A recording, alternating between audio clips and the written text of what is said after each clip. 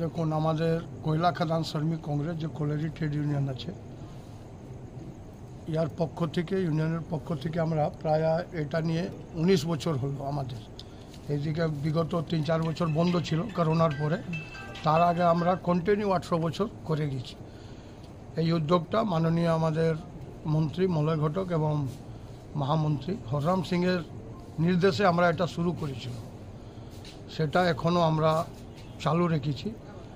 আর আমাদের এলাকার যত মুসলমান ভাইরা রোজা রাখেন তাদেরকে নিয়ে আমরা এই অনুষ্ঠানটা এবছর 19তম আমরা চালু করলাম। আজকে প্রায় গ্রামের প্রায় 15-20 জন করে এসেছিলেন, প্রায় 200 থেকে 250 মুসলমান ভাইরা আজকে এই প্রোগ্রামে করলেন এবং আমরাও ছিলাম 50-60 জন। আজকে আমাদের এই প্রোগ্রামে মাইনরিটি সেলের সভাপতি বনিয়ামিন্দা ছিলেন, নেতুরিয়া ব্লক তৃণমূল কংগ্রেসের সভাপতি অমরচন্দ্র মাঝি, মহিলা সমিতি আমাদের সরিতা তুরি, তার সাথে আমাদের কয়লা খাদান শ্রমিক কংগ্রেসের সম্পাদক বা আরও সবাই মেম্বাররা ছিলেন।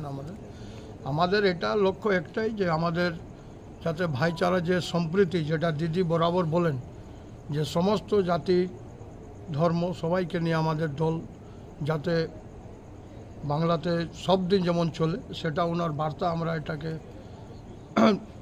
রাখতে চাই। আমাদের ব্লকেও এটা ভাইচারা একটা সম্প্রীতি খাতিরে আমরা এই প্রোগ্রামটা বরাবরই করি।